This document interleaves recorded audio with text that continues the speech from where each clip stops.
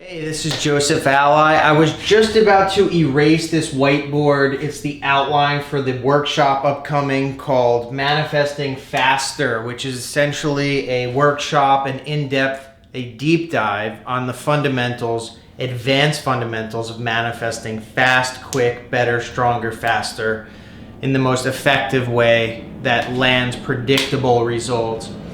And it made me think back on a story in 2013 or 2014, and I had just essentially broken up with someone, and this was when I was really figuring out if it was possible to manifest a specific person or not. So before I had ever really had any deliberate successful results there.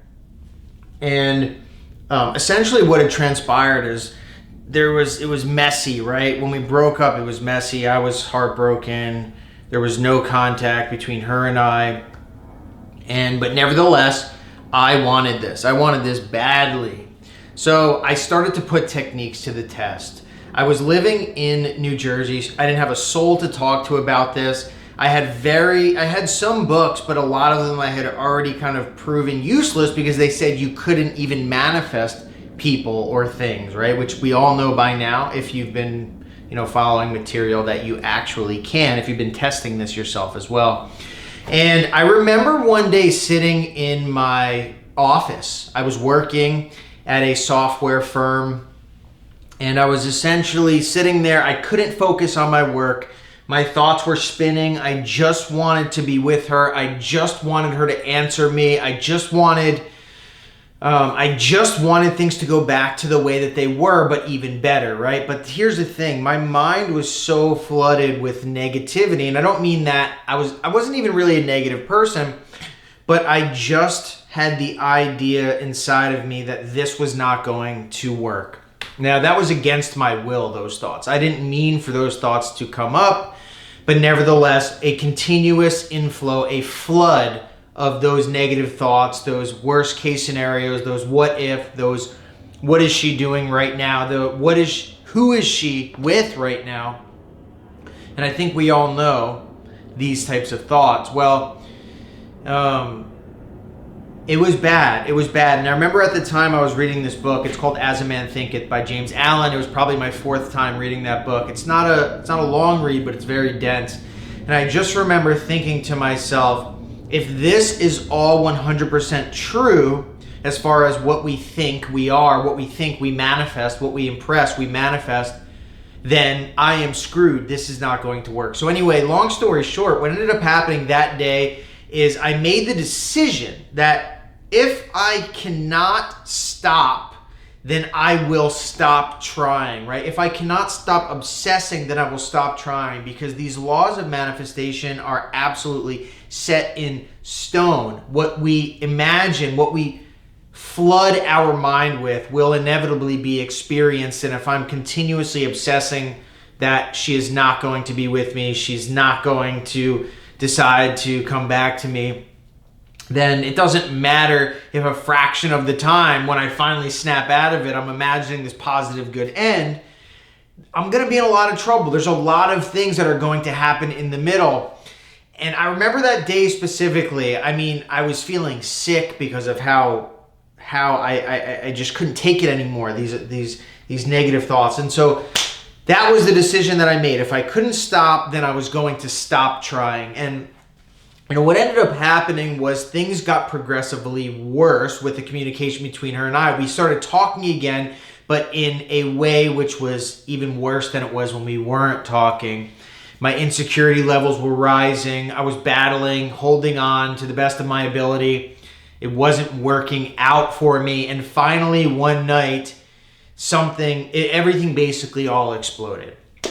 She decided to meet up with me. I drove over near her house. We met up, and essentially so things got so bad that I basically created a third party, and this third party showed up. And it wasn't that it was shocking or surprising to me, but there ended up being an argument, and that argument turned physical. And I just remember after the scuffle that unfolded between this guy and myself, I just thought to myself, what am I doing? What am I doing? This isn't the way. This is not how I do this. I can't force this. And this is not any intended outcome that I have. I don't want to be getting into trouble. I'm not a violent person. What is going on with me? So then and there, once I got home, once I started messaging her again and saying, answer me, please, nothing. She wasn't responding to me at all. It was completely done. And I realized that at that point. And so I imagined one more time that night that we were together. And the next morning I woke up, I felt so miserable. And my mother saw that I was, messed up because I had fought. She was yelling at me. And I finally just said, you know what? I give up. It's over, right? And I think a lot of us have been to a point of surrender before. That was when I fully, completely surrendered. I realized that my mind was not capable at that very moment to have control over what I wanted to have control over. And so that was it, right? And so then the days, basically, that day passed and I felt somewhat of a relief. I felt detached. I hung out with some of my old friends. I basically had my own mind space back, my mental space, right? Whereas this woman and this third party had rented space in my head for so long that I wasn't even myself anymore. And that was freedom right there. But here's the part that has to do with manifesting, right? And this is one interesting part that after the end I can look back on and say, wow, that was how it's done. So within 3 days of the point where I had fully cut ties, stopped talking, completely let it go, I was finally beginning to heal. And I started to realize some of the messed up things that were happening beforehand that weren't just my fault, right? Because a lot of times it's not just me. I've talked to a lot of people, and this guilt or this shame that ensues within me or you or someone, whoever else, it doesn't have to only be owned by me. Meaning, a lot of times I take more guilt or more responsibility than actually was my fault, right? Because relationships are a two-way street.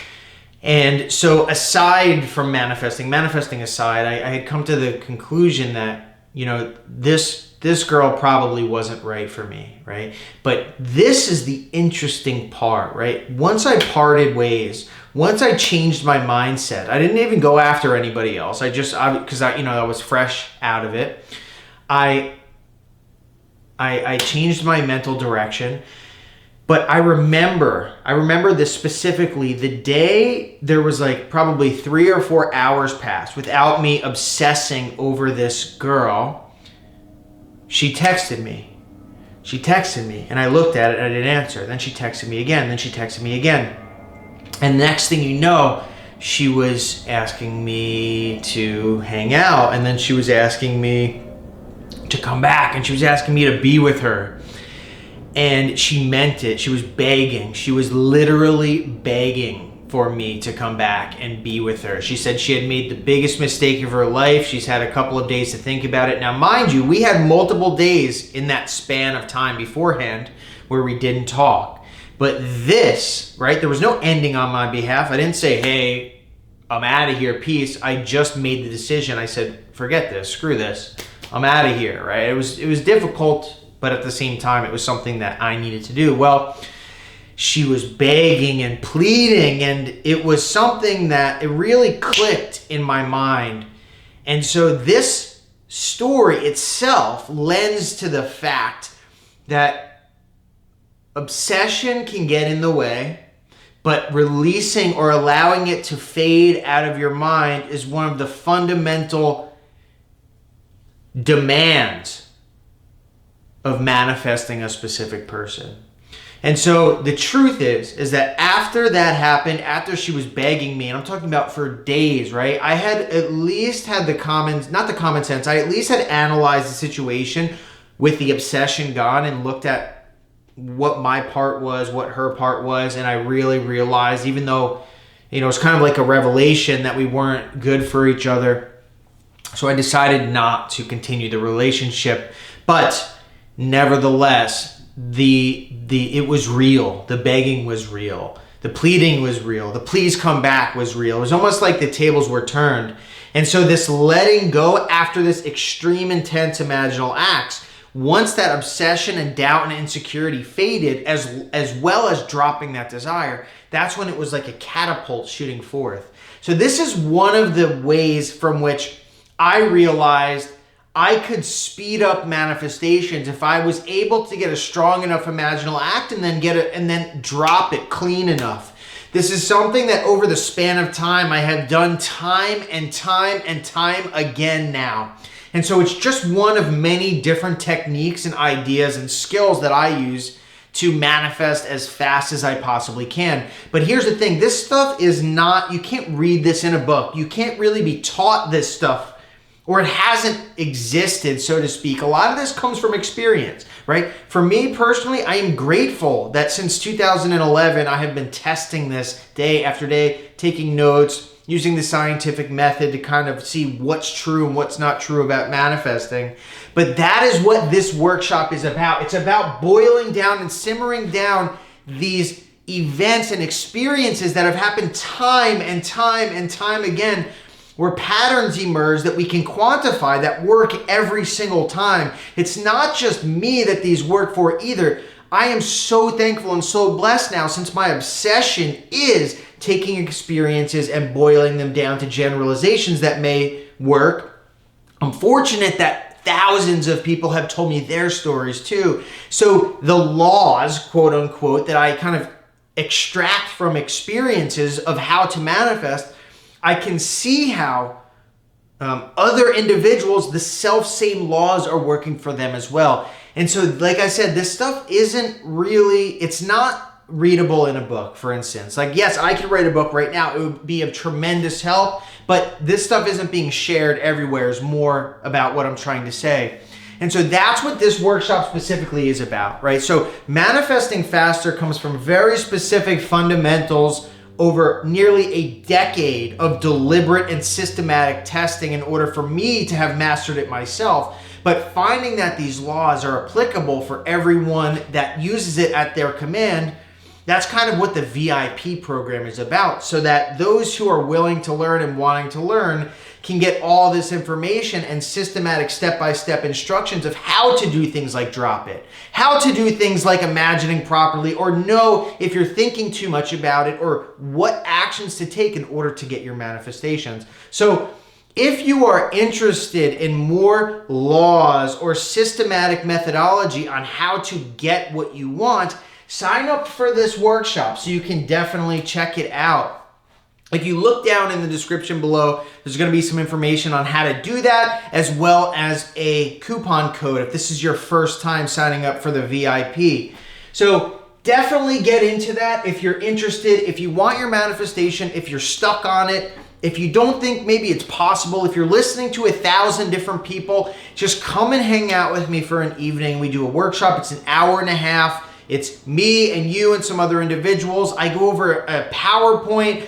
I answer questions, specific questions related to what's going on in your life.